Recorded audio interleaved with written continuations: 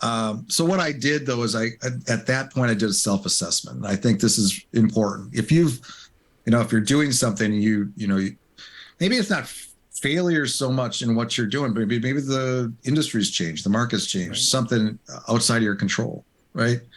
Sometimes you got to hit pause and take some time to think about your life. What do you want? Assess what happened, what you did, what you enjoyed about it, and can you turn something into something else? Can you do something else with all that experience? You're listening to Entrepreneur Journeys, where I share insights and strategies based on owning and managing businesses while traveling and living on 3 continents. I also interview business owners about their journey, what they learned along the way, and how that can help you with your business growth. For more resources to accelerate your entrepreneur journey, head over to 𝐀𝐝𝐵ologist.com, where I share resources, events, community, and more. I'm your host, Joe Matz. Let's get started.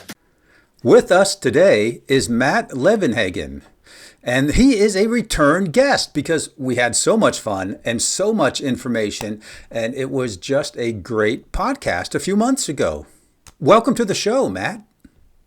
Thank you for having me back. It's good to be here. Yeah, I've been waiting for the correct amount of time to traverse before you could come on the show again as a guest.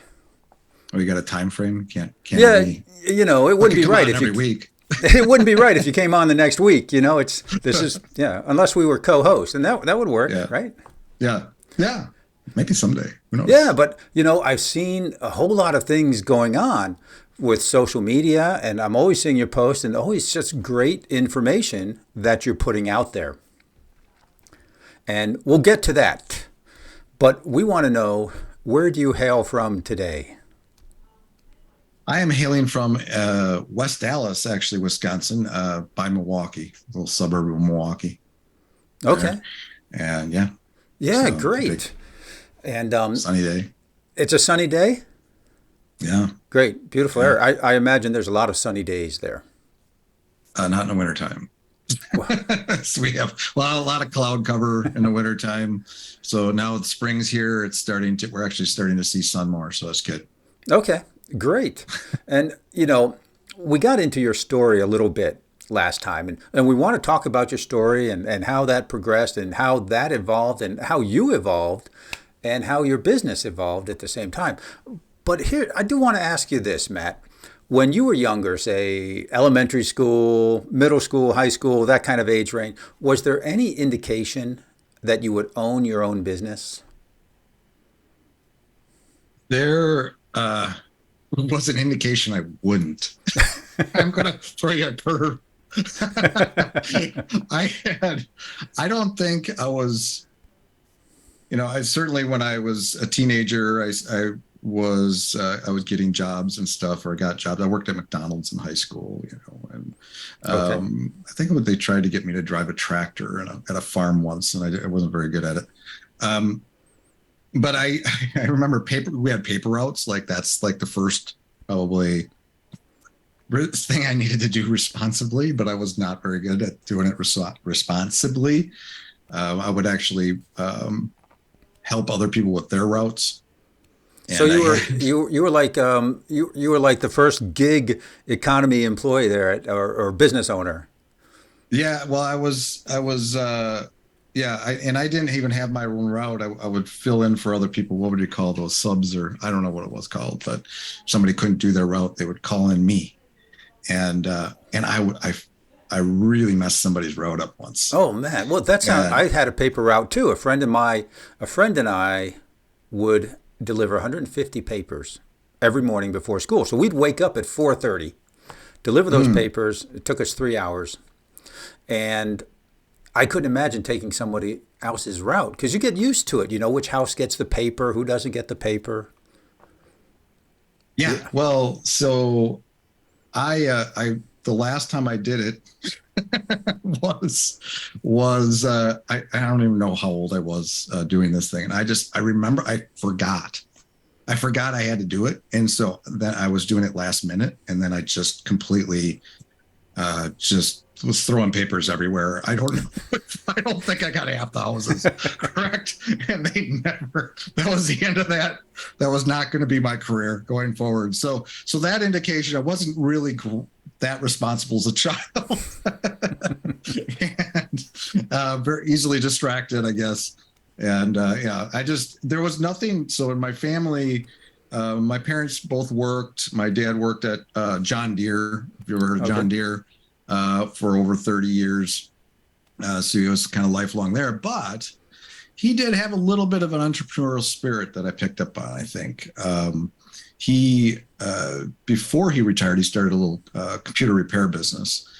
And he had gone back to school and he was taking business, and he was, I think he always kind of had that dream to run a business too. And he did that he retired from John Deere in his 50s, somewhere in there. And then for like the next 20 years, he ran his own little business, small business in middle of Wisconsin, Beaver Dam, Wisconsin. So I think that was there. I think I saw my father doing those type of things, or, talking about that stuff.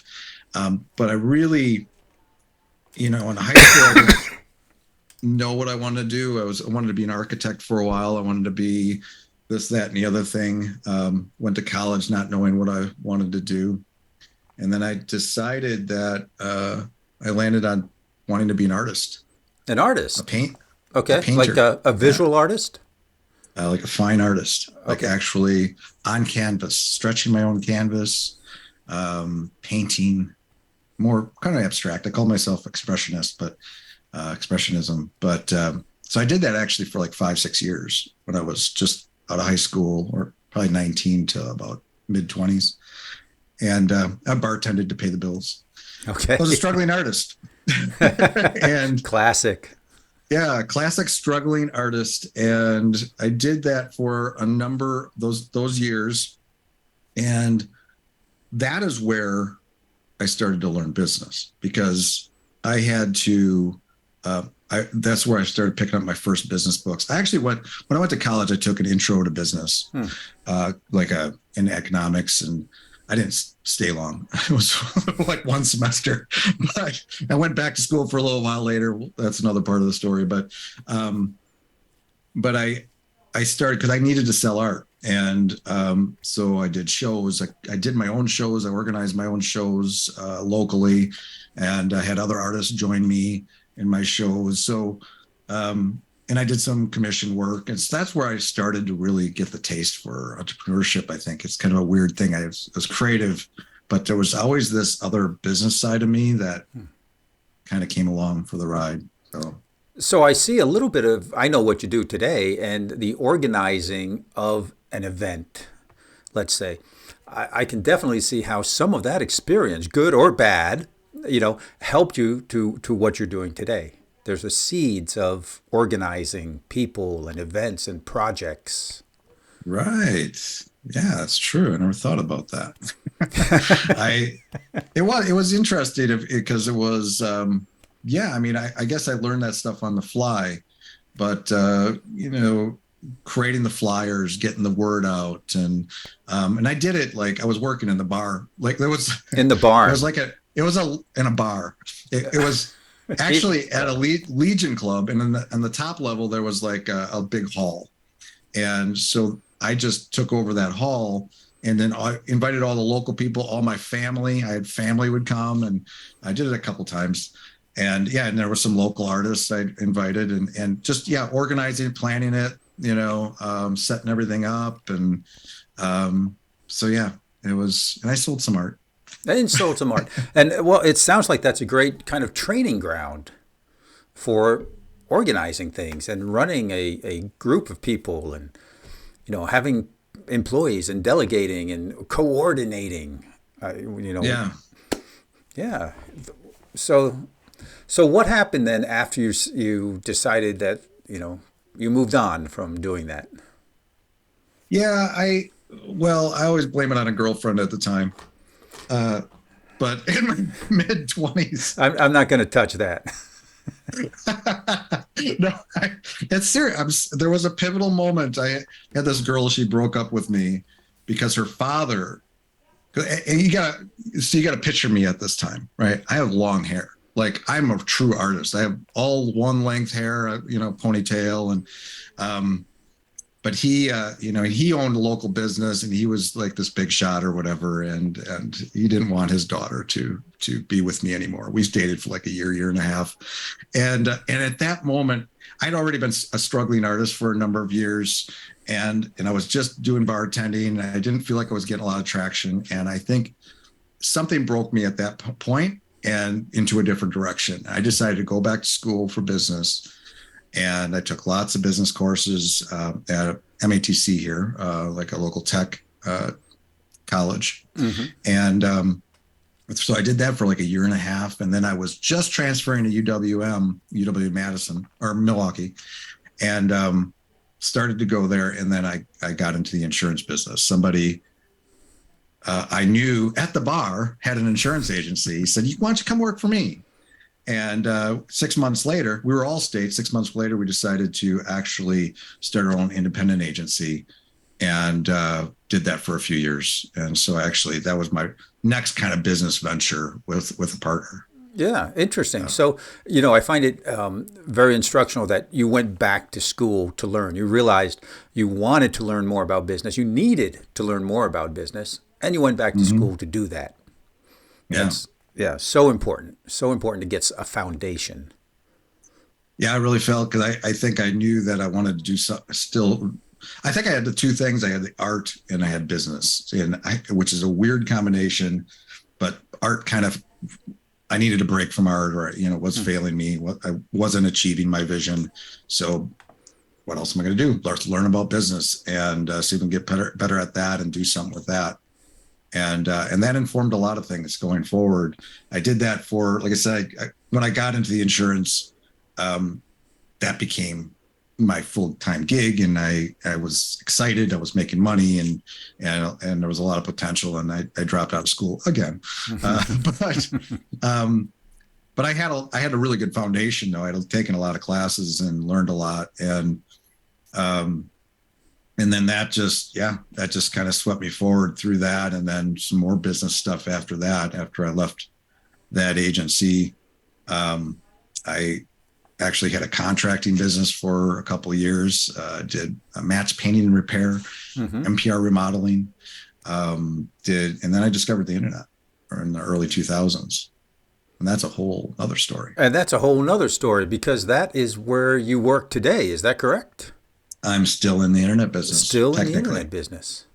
Doing some different things. Yeah. But I because I was also with the business and the art, I also always loved computers. I always loved tinkering with electronics and stuff. There's that in the story as well.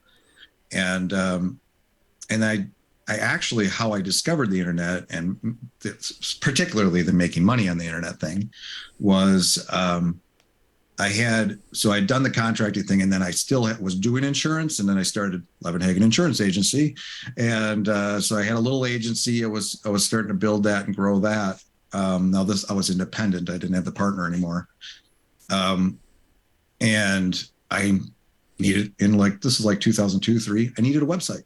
Mm-hmm. So the only reason I wanted that website was because I had a business card. And somewhere along the line, I realized it might look good for me to have a URL on my business card. Right. So in those early years, people weren't going to the internet for information. Most people weren't doing that. But there was a positioning thing about having a URL and having your own website. Yeah, I think whether it was giving me a little more authority, look more established. I was always thinking. I to this day I think about that. What first impression am I giving, or what am I giving as a brand, as an impression on people, and just be able to, back then it was a lot of giving out cards, and I felt like that was just something a little different, a little more I could do than maybe the average person didn't have, or whatever, even established agencies at that time. So yeah. And then what happened was, so I was a go-getter. I always wanted to try to, I was selling auto, home, commercial business and a little bit of life health, but I kept wanting, I always like cross-selling, and I already got the business. Let's see if we can sell them something else. Mm-hmm. And I wanted to sell them a dental plan. A dental plan. Well, okay. A dental plan. And there was a site called dentalplans.com. And I went there, and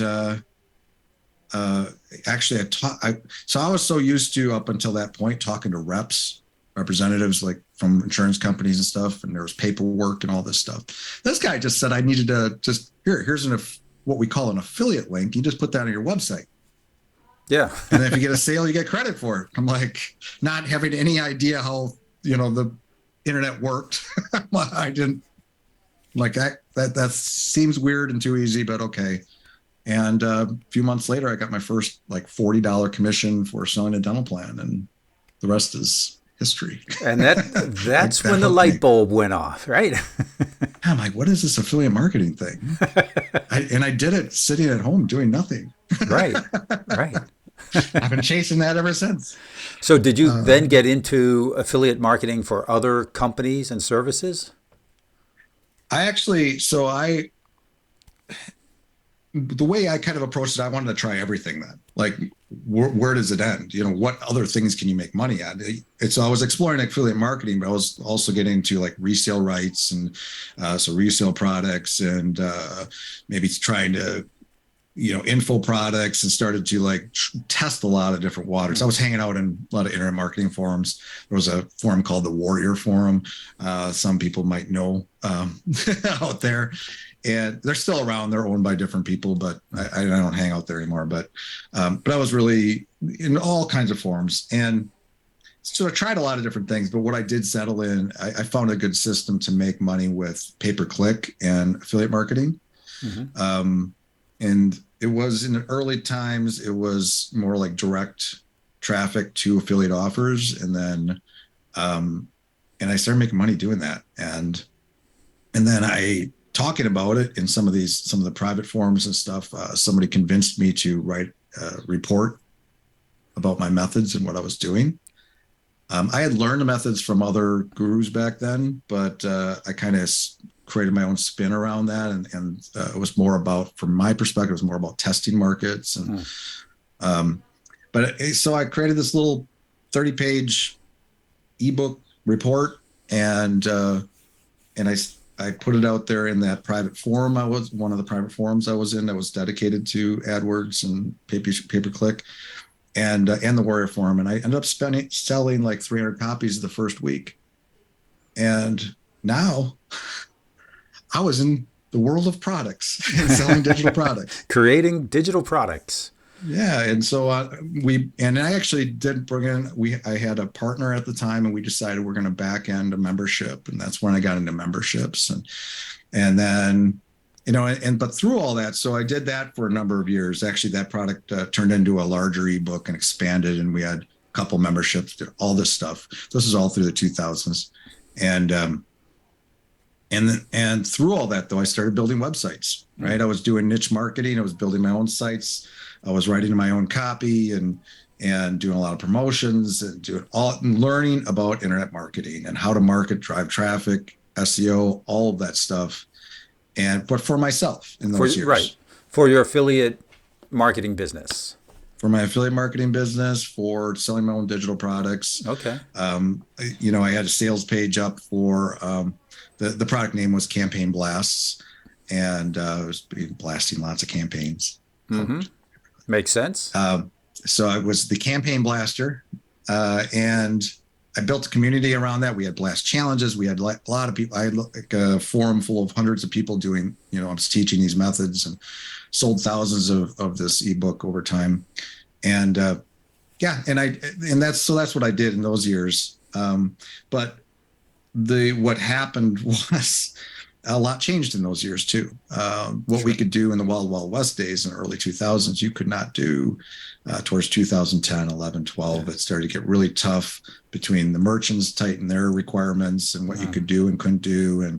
And Google over those years introducing landing pages, requirements, and quality scores, and a lot of the stuff that we were doing that to quickly test markets wasn't working as well.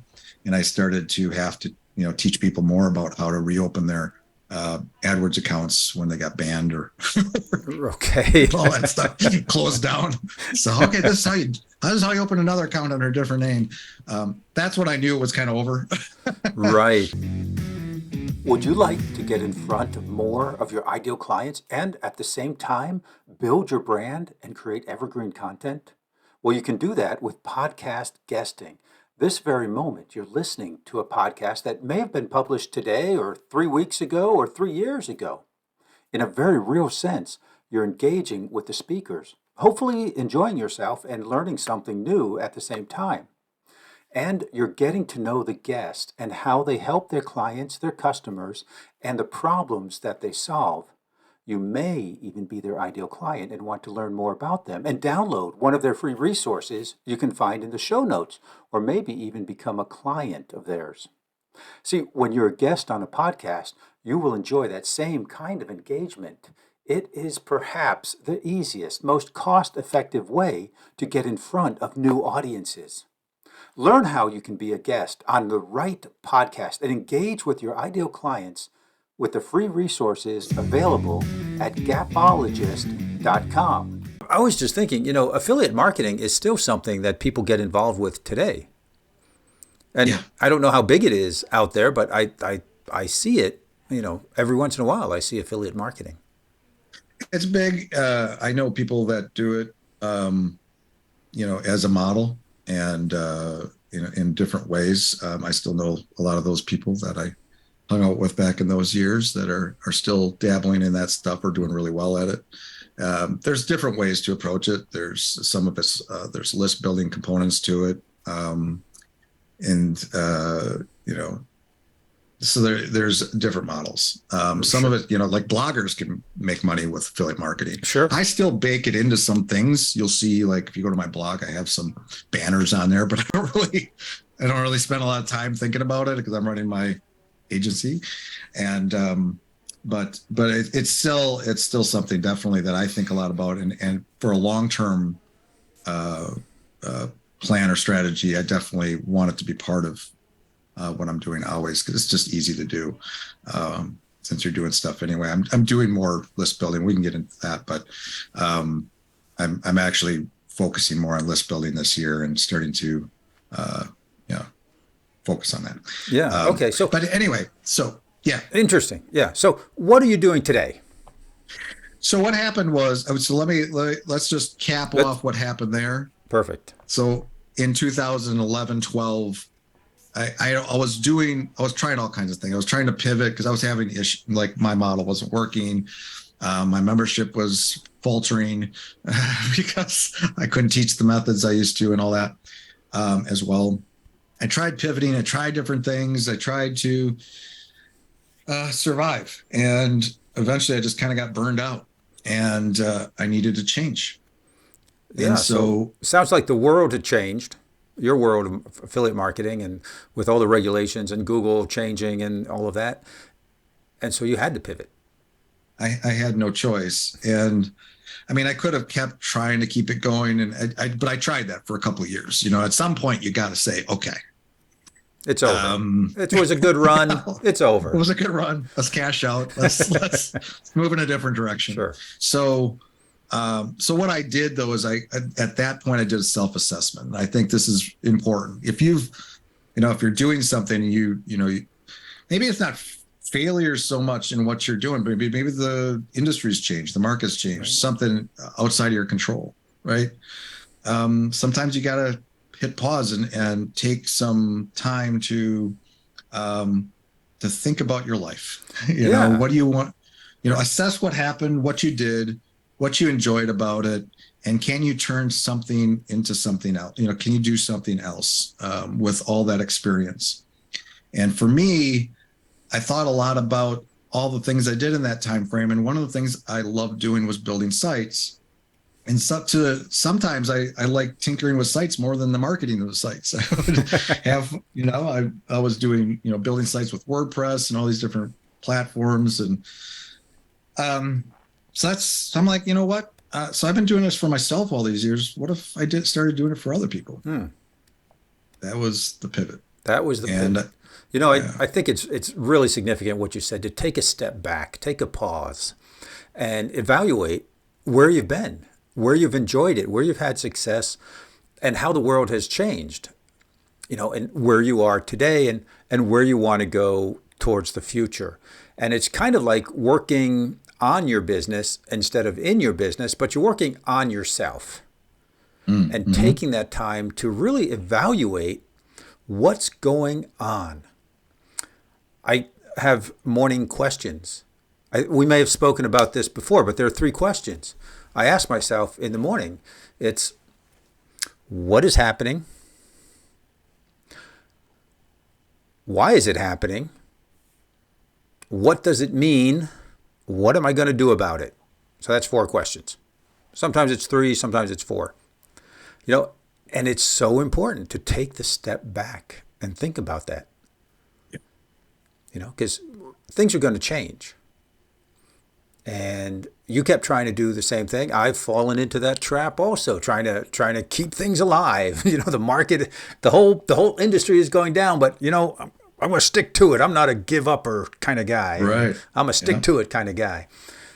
But at a certain point, it's time to say, yeah, it was a good run. It's over. What am I going to do now? It's kind of scary in a way. Yeah, it is. Yeah, and so it wasn't clean. It took me a year, 2 years to really, you know, get myself back together, because I think I probably wouldn't admit it at the time or even think about it at the time, but I think I was sort of bummed out about it, you know, like I really loved what I was doing. And in hindsight, I think about, you know, what could I have done different? Maybe I should have become a consultant or a coach, or helped other people with their AdWords campaigns and got into that world. But I decided to do something completely different. And it took a couple of years, though. I was kind of half doing it, you know, half feeling it. And I was doing freelancing. I actually at the time was Elance. I think they got absorbed into Upwork, and so I was starting to get work that way, word of mouth, and then the big turning point was a friend of mine that I'd known from my internet marketing days. I spoke at a couple of his seminars he ran, and I was talking to him one day. We'd touch base once in a while, you know, just jump on a call. Hey, what's up? What's new? And we got on a call. He's like, so what are you doing now? I said, well, I'm doing web development, design, and I'm specializing in WordPress because that's my thing, because I'd been using WordPress since the early days. And he's like, you know, my partner, his partner had this idea about building WordPress themes.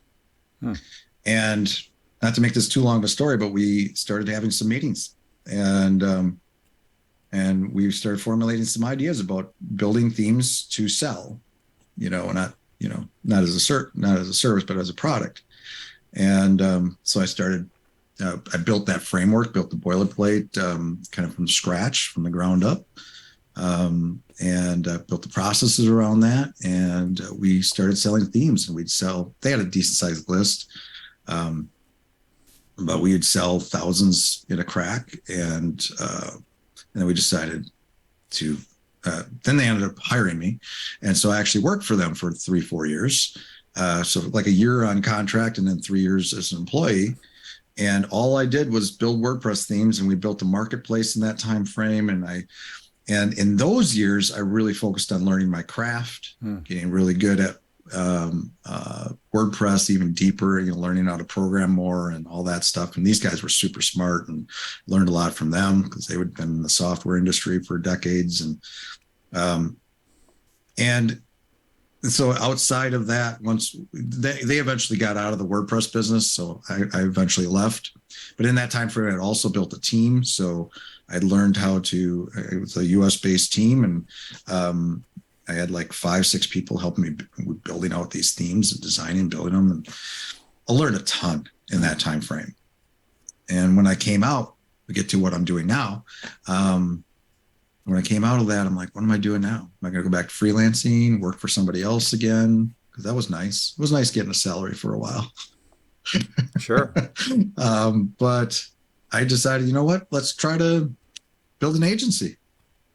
So I got a domain. I built a little website for web and named it Unified Web Design. Designed and created a little logo, and 5 years later, I'm still here. Okay. And you started building websites for clients? Yeah, well, yes and no. So right when I left that company, we can say who it is, Rapid Crush. When I left Rapid Crush, um, I had hired people while I was at Rapid Crush. I had to fire them. So I hired them and then I had to fire them. Not my fault. Right. But we all stayed good friends. So right out of that, one of them had gone back to freelancing. So he'd been doing that again for like half a year.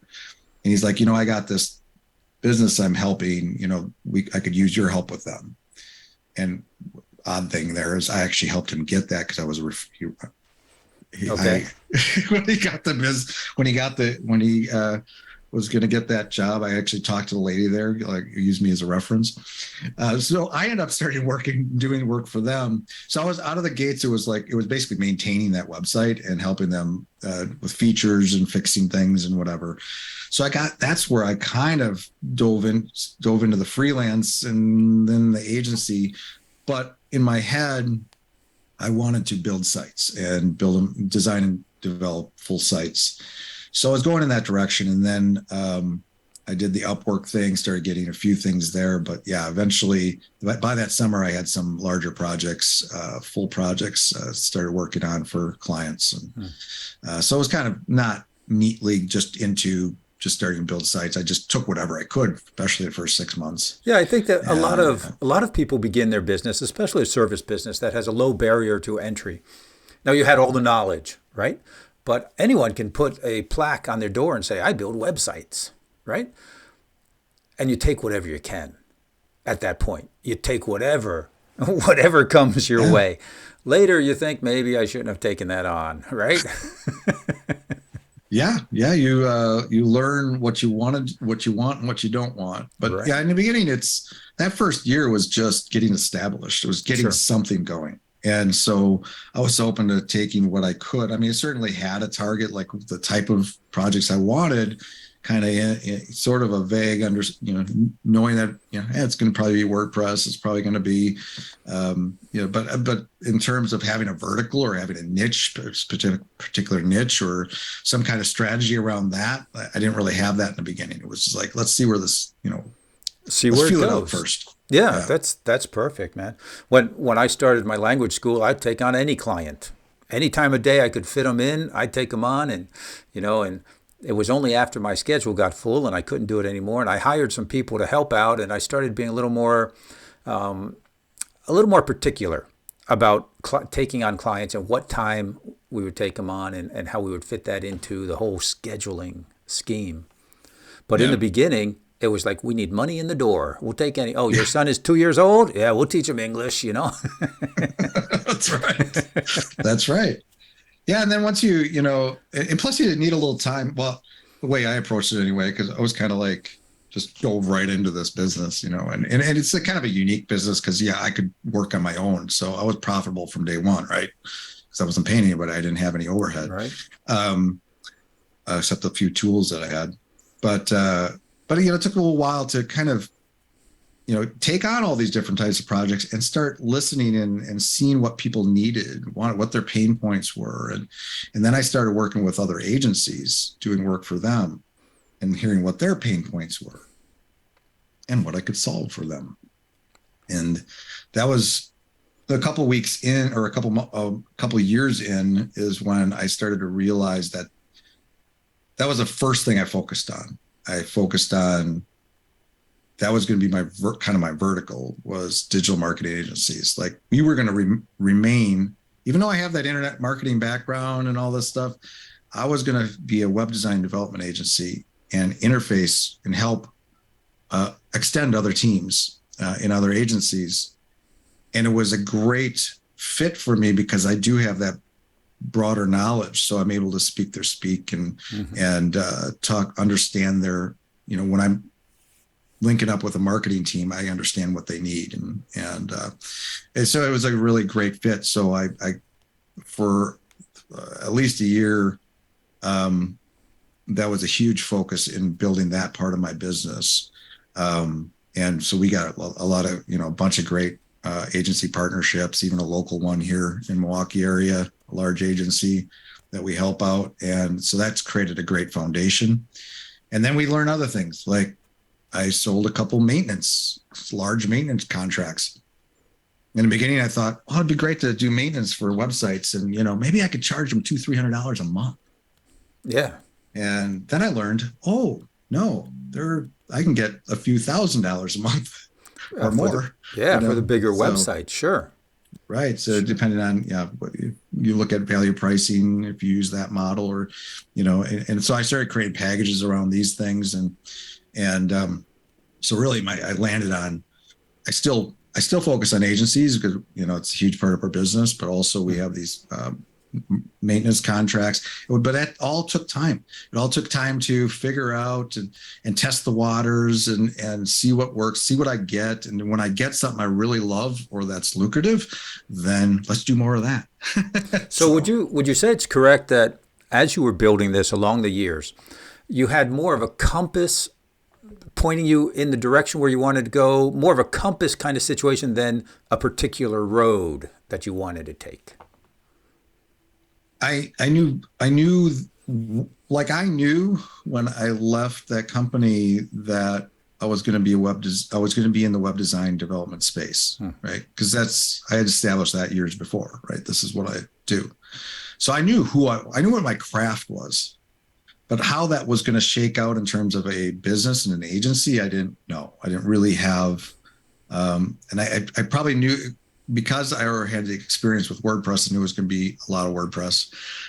But in terms of exactly the type of projects and the type of client I was looking for, I didn't have. So I was kind of moving in a direction, but it was kind of, not defined. Right, not super defined. And Now, as you went along, it became more defined. Became more defined, and also the strategy started to gel, right?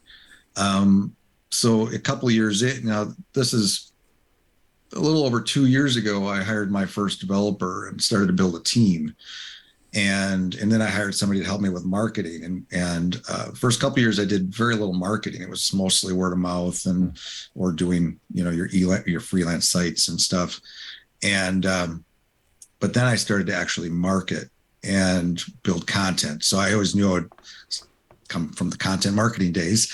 I always knew I was going to do content and social media and probably SEO at some point. And so for the last couple of years, content's been a huge thing. That's why I started my podcast. That's why I show up on social media. I'm top of mind for everybody out there that follow me.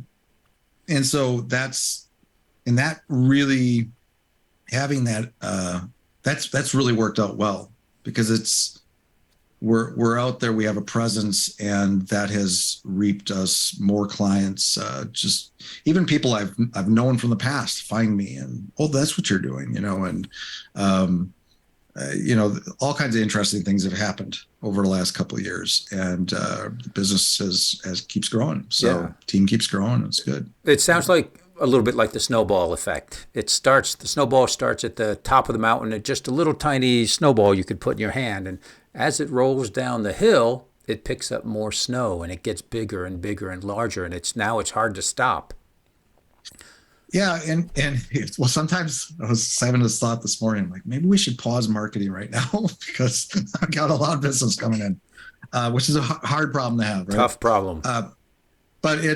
But no, as soon as I was starting to be able to define, like I had a vertical, like I was going after agencies, and now we've defined another one, and we're going to go after it. We're going after insurance agencies, and so we actually have an actual vertical now that we're going after. But because we're doing these things, we're able to now, like all our content, everything, and all our strategy, and the people we want to network with is more clear. More clear, yeah. It's Yeah. much clearer. It's And so easy. we're building that audience. Yeah. It's so much easier to talk to a niche and a small group of people than it is to talk with everybody.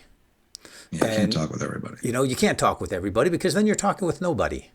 And insurance agencies are going to look for you and they're going to say, oh, Matt is focused on insurance agencies. Here's this other guy. He does everything. I think I want to talk with Matt. I mean, that would be Yeah. my process. That would be my thinking process. Well, yeah, insurance agencies is strategic too. It's actually a partner of mine, one of the agencies that help us out. We had met for lunch one day last year, and we were talking about ideas, just throwing ideas back and forth. And I was talking about my background in insurance and stuff. He's like, you spent a decade doing, selling insurance. You had agencies and all that stuff. Why aren't you going after the insurance agencies, or the insurance niche? You have that background. It'll be easy for you to sell.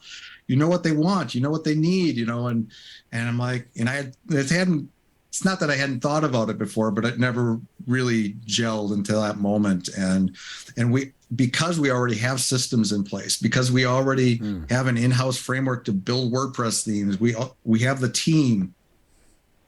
Now, like, it just seemed the perfect moment. Like, okay, so yeah, let's define this and let's go after these guys. And because we don't have to we're not doing anything new. We're just going to transform what we're doing for their particular needs. Right. It's just add on some other services and stuff. So right. Yeah. It's a small. It's how would you say? It's a small jump to the left or the right, and you take most of what you have with you.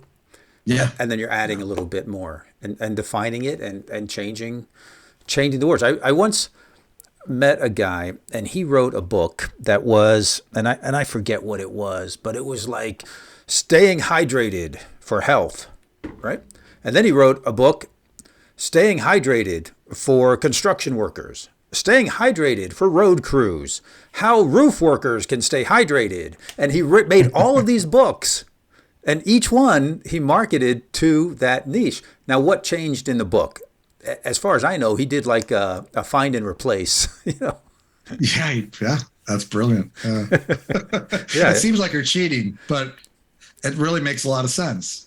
Right. And I've talked to other business owners who've done similar things like that, and it's leveraging what you got. Like, take what you got. You don't have to reinvent the wheel and do something completely different. Take what you got and see if you can adapt it to something else. And that's why it was natural for us. We sell a WordPress plugin. That's right. Natural. I wonder why we sell a WordPress plugin. So we're a WordPress shop, so that was just, so it gives my guys something to work on in between doing client projects and stuff. So it just made sense. And it's if you can find those, it's like like over the next year or 2 years, it's going to take us a little while to gain some traction. I'm talking to my first agency right now. And we're testing some ideas around the marketing of that. But if we can get that going and we can make that work and we can be successful there, then we could replicate that again. Right. Absolutely. Absolutely. So we figure out the model there, going after this particular vertical, or we could just spend all our time in that one and just offer more and more services, back end help, or all kinds of things we can do there. So, so that's kind of how I kind of view, my business. I don't see an end to my business. Like, there isn't a destination. There's okay, this is where we are today. Like, what's the next idea? How can we scale this and this, or try this thing? And I'm always thinking about, I don't always think of like we've arrived. Right. Like, what's the optimum team size? What, this is all we're going to do now. Like, no, what's that? How can we leverage what we have and do something new? Yeah, I'd love that. Yeah. It's all part of the journey, and the journey doesn't have to stop. Now, some people stop and they're very happy where they are, and they just want to maintain. That might be a little dangerous in some markets. But it doesn't have to stop. There's always more adventure. There's always more to learn. There's always more to provide and larger impacts to make. I think that what makes us entrepreneurs, right? We love the process of building the business. Yes.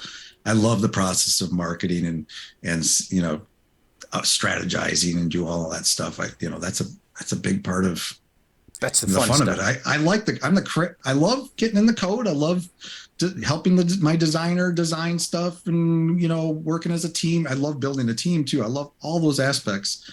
But as just overall, I think somewhere along the line, I fell in love with just business in general. That's why I have a business podcast too. Right, So, exactly. Yeah.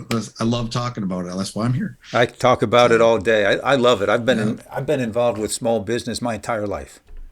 yeah, It's just I've started a number of them. I've killed a number of them. I've grown them. I've sold them. yeah, It's yeah. been so much fun. It's just an adventure. That's the journey, right? That's the journey. That's the journey. Love it. Matt, we have come to the point of the lightning round. Oh, I feel like okay. I need a little musical introduction there. The lightning round. You do. You can do that later. Yeah, that would be cool. You can do All it, right, do it in post. let's do this.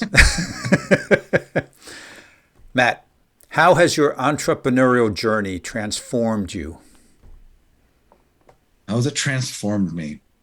I think, looking back at myself a couple decades ago, so old. I think, my instincts are better. My confidence is better. We didn't get into a lot of the stories, but I had a lot of failures as well, or bad partnerships. And it was much easier to take advantage of Matt. Oh gosh. A lot of unscrupulous people out there. Not Right? not so easy now, right? No, That's a but good thing. well, you learn what to look for, and you also have confidence in what you do in your craft, there's now it's like I know who I am, what I am. It would be very difficult to become my partner. You would have to go through a quite a stringent process. You just learn those things. So I think what's transformed me is the experience and all those failures and successes along the way, and just it turns you into a more confident business person. Okay. Second question: what most surprised you as a business owner? So this one, I think I'm gonna keep in the context of my agency. For somebody that's come from internet marketing, doing a lot of pay-per-click, a lot of SEO, all that, driving traffic, and it's very easy for me to fall into that mindset, especially in the early days. But I think what ended up happening, and this is something that happened about a year and a half ago, I had an epiphany or a aha moment. I realized, and it was magnified by us starting to do social and do all the content and stuff, that actually the core of what was making us successful and how we were getting business was through networking. Networking, what became, and it still is today, the most important thing that drives business for us, and building relationships and all of that stuff. We're still doing the social, we're doing SEO and stuff like that, but all of that feeds into networking and getting in front of people, and meeting people and interacting, engaging. Sure, it's all about the conversation and engagement. Sure. Yeah. What unexpected challenge have you had to overcome? Again, I'm going to keep it in the context. Let's just keep it to one. It's actually a very recent thing. As my agency has grown and my team has grown, I have about 10 people now, and 7 full-time, couple, full part-time people that fill in and help me. But through that growth and more clients and more agencies we're working with, one of the craziest things that I've struggled with this past year is our project management has been a real challenge, like actually scaling up our solution. I'm not going to get deep in detail here, but I consider ourselves an Atlassian shop for the last couple of years. We use Trello, Confluence, to manage projects. And we got to a point where we kind of outgrew it. and the way our agency was designed and the number of things we were doing. And it became so difficult. I even got a project manager last year to help me out with things, but it was still really difficult to see what everyone was doing and just manage all of that. And this past weekend, we moved off of there and we've gone to ClickUp. And we've started a new era in project management. But I think that surprised me because I didn't think about it as much. Like I thought, well, you just get a tool, right? And it's just going to work, especially something as popular as Trello. How many companies use it? We can make it work. I had to do so much to try to bend and twist and make it do what we needed to do and get the insights I needed to run a team like this. And yeah, so it's kind of more of a technical kind of but project management oriented thing, but it's something that I wouldn't have expected would be a challenge as we grow. So now you're changing, and hopefully that new program ClickUp will keep you going for a few years. Yeah, I think we're good. Yeah, so good. Much better. Super. All right. Fourth question, Matt. What book has made a big impact on you, and who would you recommend it to? Ooh, okay, so this is a good one because I've read like hundreds of books, I swear, over the years, dozens in just the last couple of years, and I think.